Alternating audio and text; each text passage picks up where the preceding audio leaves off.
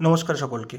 উড়িষ্যার ভুবনেশ্বরে অবস্থিত Kalinga institute of industrial technology KIIT এখানে থার্ড ইয়ারের বিটেক স্টুডেন্ট প্রাকৃতি লামসাল আত্মহত্যা করেছে। সে একজন নেপালি স্টুডেন্ট। সে ইন্টারন্যাশনাল রিলেশনে ভারতে পড়তে এসেছিল। শোনা যাচ্ছে রিপোর্ট অনুযায়ী তার যে আত্মহত্যার প্রধান কারণ তার টক্সিক রিলেশন।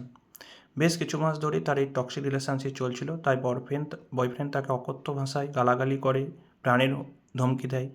এই কথা প্রাকৃতি আগেই তার হায়ার অথরিটিসকে জানায়, কিন্তু হায়ার অথরিটিস কোনো পদক্ষেপ নেয়নি। কারণ শোনা যাচ্ছে যে তার বয়ফ্রেন্ডের বাবা একজন প্রভাবশালী ব্যক্তি। এরপরে আত্মহত্যার পরে নেপালি স্টুডেন্ট এবং তার সঙ্গে বেশ কিছু ভারতীয় স্টুডেন্ট প্রোটেস্ট শুরু করে। কিন্তু ইউনিভার্সিটি হায়ার অথরিটিস তারা এই প্রোটেস্টটিকে পুরো ধামাচাপা দেওয়ার চেষ্টা করে, তাদেরকে মারধর করে এবং কি অনেক বড় বড় স্টেপ নেয়। এরপরে আরও যেটা খারাপ কথা বা যেটা খারাপ ব্যাপার, এখানে দুজন শিক্ষিকা তাদের নেপালি স্টুডেন্টকে প্রচণ্ড বাজেভাবে অপমান করে।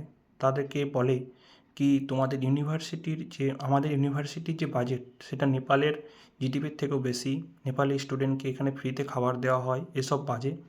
এরপরেও না সামাল দিতে পেরে পুরো নেপালি স্টুডেন্টদেরকে বাসে ভরে কটক স্টেশনে ছেড়ে দেয়।